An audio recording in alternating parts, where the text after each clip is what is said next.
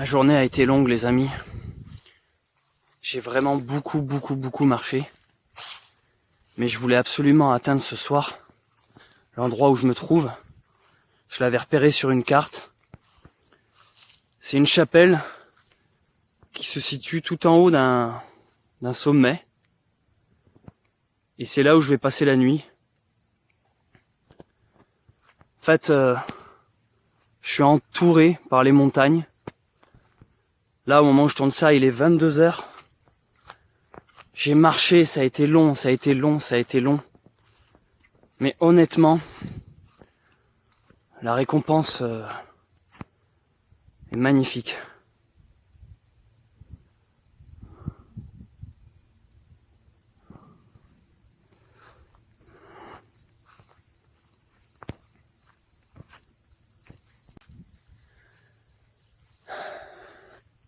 En plus, il y a un point d'eau. L'arrivée là, la dernière montée.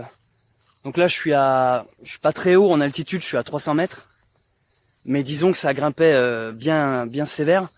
Surtout que tout en bas, il y a une rivière et j'étais au bord de l'eau, je me suis dit, est-ce que ce soir, je commence l'ascension de la montagne ou je reste au bord de l'eau? Et honnêtement, je regrette pas, quoi. Il y a des vaches au loin là-bas, elles ont même pas il y a même pas de clôture, elles ont juste des cloches. Donc ce soir, je vais dormir avec des vaches, j'adore ce bruit, le cling cling cling cling. C'est beau, il me tarde demain matin de vous montrer tout ça en plein jour. Là, la nuit commence à tomber. J'ai vraiment pas mal trotté aujourd'hui, hein.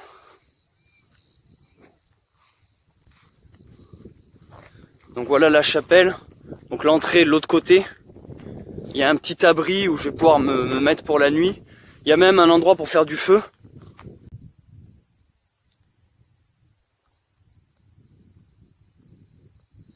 Je suis allongé dans l'herbe, je suis en train de regarder les étoiles. C'est vraiment dommage.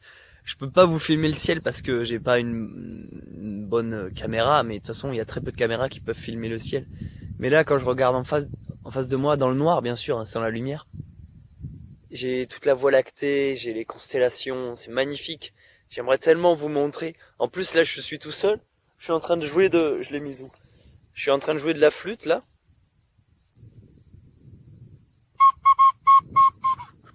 Bon, là, j'ai pas assez de main parce qu'il y a celle-là qui tient le portable et celle-là qui tient la lumière. Mais en gros, je suis en train de jouer de la flûte dans le noir en regardant les étoiles.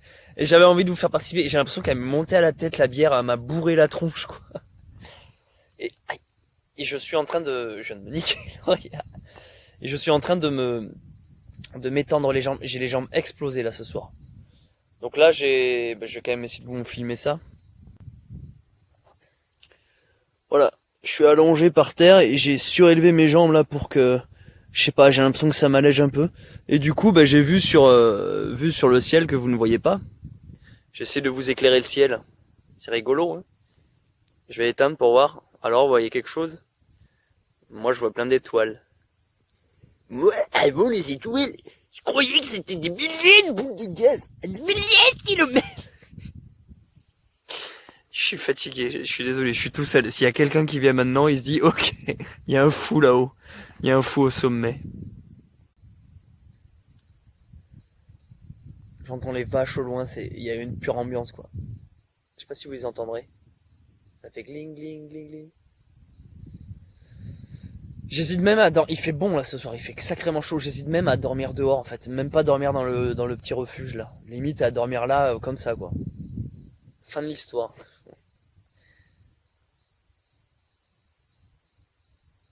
Bon allez. Je vous laisse. Bonne nuit les petits. Salut. Waouh, c'est dur les réveils. J'ai bien dormi dans cet endroit. Je vais essayer de vous filmer un peu. C'est trop beau. Allez, debout.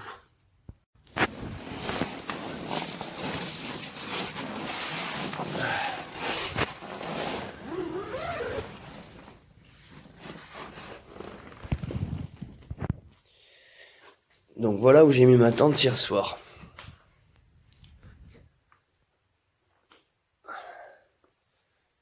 Dans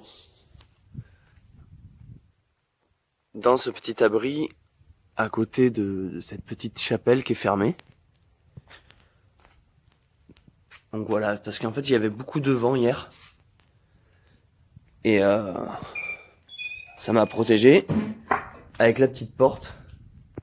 Ah, j'étais bien là. Franchement là j'étais bien, j'ai dormi en totale sécurité. Et alors maintenant je vais vous montrer un peu la vue. C'est pas trop mal.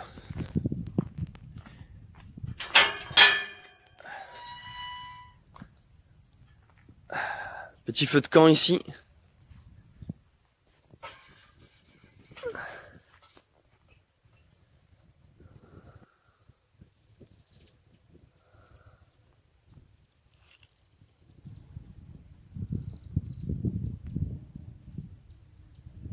Belle montagne. J'ai vraiment bien dormi. Hein. Je vais vous montrer de l'autre côté. Donc là il y a un robinet. Ça c'est excellent. Je vais pouvoir faire bouillir mon eau là.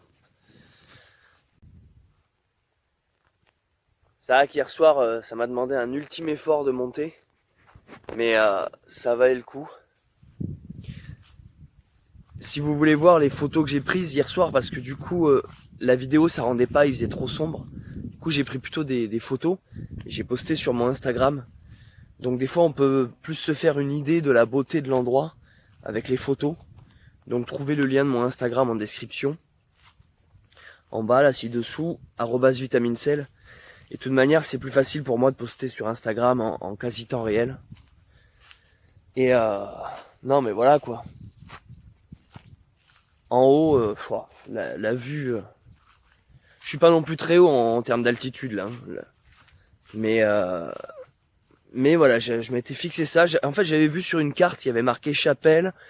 J'avais compris que c'était sur un sommet et c'est exactement ce que j'avais imaginé. Je m'étais dit, putain, attends, mais si j'arrive à me motiver... Hier soir, la journée elle était longue. J'ai enchaîné 2 étapes hier. Hier, j'ai dû facile faire... Franchement, je vais pas vous mentir, je pense que j'ai dû faire une 40aine de kilomètres hier.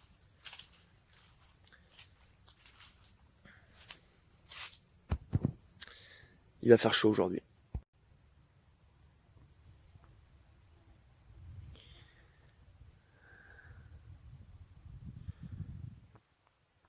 J'adore les montagnes.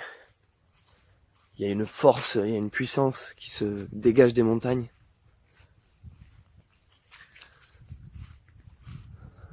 Donc merci à ce petit lieu. Et voilà, je quitte ma petite endroit où j'ai passé la nuit. Je vois qu'il y a une table d'orientation là. Alors voyons voir ce qu'il nous propose. Le pic du Midi de Bigorre. Pic du Midi d'Ossau. Ah, dis donc, ça en fait de la route. Allez, on y va. Ce matin, il me semble que vers 7h, j'ai entendu des gens qui étaient à côté de la tente, qui parlaient. Mais je me suis rendormi assez vite. J'ai vraiment pas mal carburé hier, pas mal avancé. Du coup là aujourd'hui, je vais me la jouer un peu plus cool. Et ouais, c'est vrai que j'ai bien avancé hier. J'ai fait en 1 jour ce qu'on est censé faire en 2 jours en gros. Donc là je vais y aller plus tranquille, puis en plus je commence à rentrer dans des décors qui sont vraiment beaux. Donc voilà quoi, faire des pauses. En plus avec le soleil ça fera pas de mal de se mettre à l'ombre. Faire des petits plongeons quand il y aura des rivières, s'il y a des rivières. Voilà, ça va être à la cool. En tout cas merci encore pour tous vos commentaires. Hein. Tous les soirs j'essaie de les lire, que ce soit sur Instagram ou sur YouTube. Généralement quand je like ça veut dire que je l'ai lu. Hein.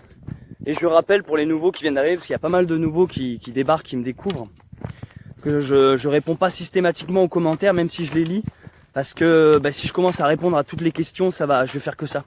Et que quand même sur le chemin je suis pas tout le temps avec mon portable. Donc je like histoire de me dire ok c'est lu, mais je réponds pas. Il y a des questions pourtant des fois intéressantes, hein, mais il y en a aussi certaines qui sont des doublons. Il y a des fois des gens qui viennent d'arriver qui me disent ah au fait comment tu fais pour recharger ton portable, et cette question j'ai déjà répondu au moins 10 fois dans les autres vidéos. J'ai un panneau solaire dans le dos là qui est en train de recharger mes batteries. Pareil, une autre question c'est combien de kilomètres je fais par jour, d'où je suis parti, ce genre de truc, tout ça j'y ai déjà répondu. Donc à un moment donné voilà, c'est pour ça aussi que je vous invite à regarder les vidéos précédentes, vous aurez toutes les réponses.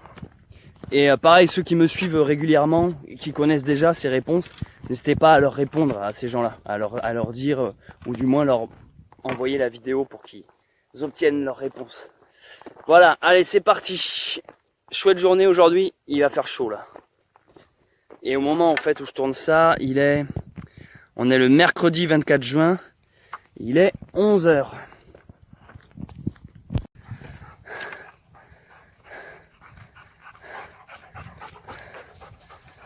Ça va le chien? Bonjour. Bonjour. Fais C'est le- chaud là. Ouais. À pied ça va. Et oh, pardon.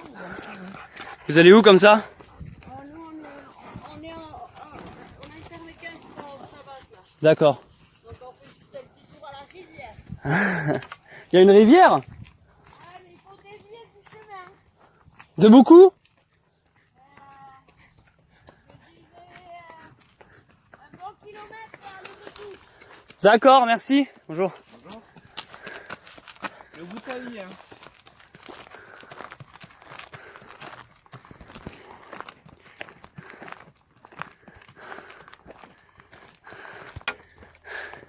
Les amis, il fait tellement chaud que j'ai même pas envie de sortir la perche à selfie qui est accrochée là à ma ceinture. Trop la flemme de faire des mouvements. Donc je dégaine le portable, je filme. Bref, c'était juste pour faire un rappel que je suis à mon 18e jour de marche en bivouac sauvage sur le chemin de Saint-Jacques-de-Compostelle. Donc c'est le 18e vlog. Je suis en train de me liquéfier. Je suis en train de devenir de la flotte humaine. Ça ruisselle. Là, j'avoue, je pourrais faire bouillir mes pattes dans ma transpiration, quoi. Ça serait déjà de l'eau salée, goût aioli, quoi. Je dis n'importe quoi. Je suis en plein soleil, les amis. Alors, en fait, ça y est, hein, je m'en suis pas rendu compte, mais c'est marrant parce que les Pyrénées me semblaient être trop loin, mais en fait, j'y suis là, ça y est. Hein. Je suis clairement dans les montagnes, là je passe dans des villages qui sont typiquement basques, avec l'architecture bien propre à ici, chaque maison peinte en blanche, avec chaque maison a son petit nom, c'est très courant. Putain, je suis en train de plus rien voir quoi. Très courant dans le Pays Basque. Je sais pas si vous voyez les montagnes au loin là. Il fait tellement chaud, j'ai demandé à une dame tout à l'heure, elle m'a dit 34 degrés. Putain, 34 degrés quoi. Bon, en même temps, 34 degrés quand t'es chez toi, ça va. Hein. Et quand tu marches avec un sac de 20 kg dans le dos, là, ça tape. Qu'est-ce que je voulais vous raconter? Ben rien, pas plus. Voilà, ça se passe bien. Je suis en train de crever et je filme pas beaucoup aujourd'hui parce que déjà j'ai mal aux jambes.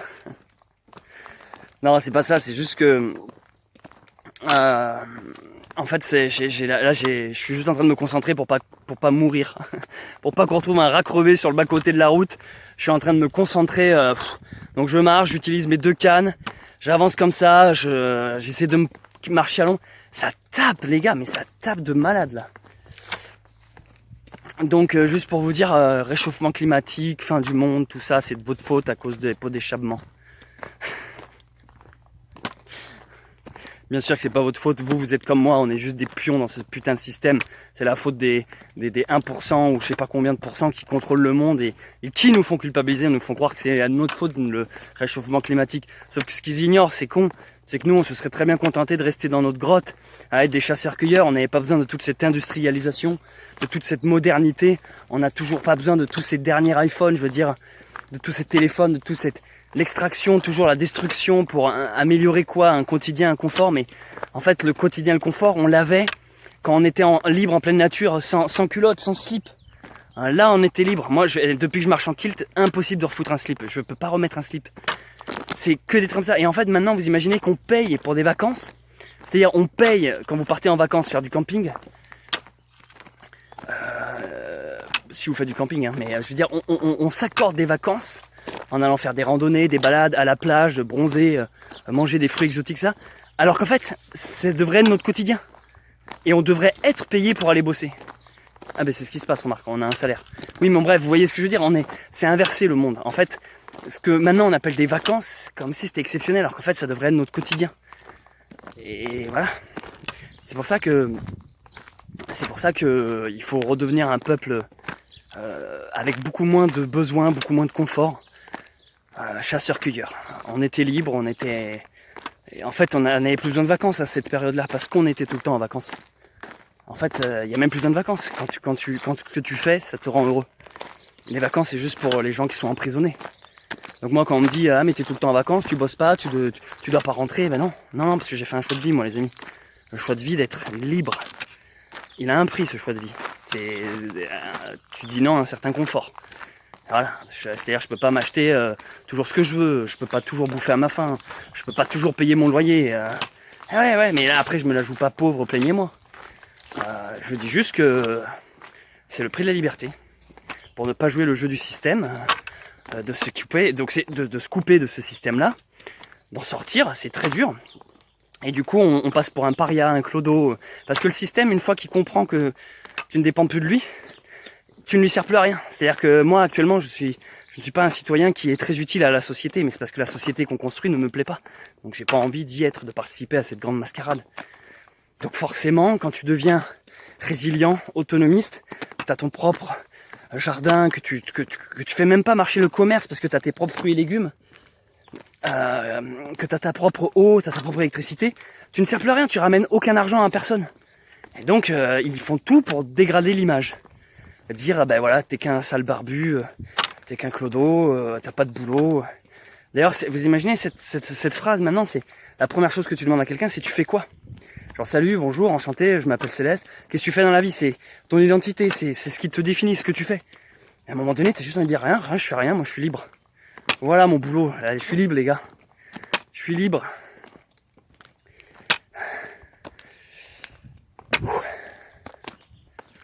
Putain, c'est dur là.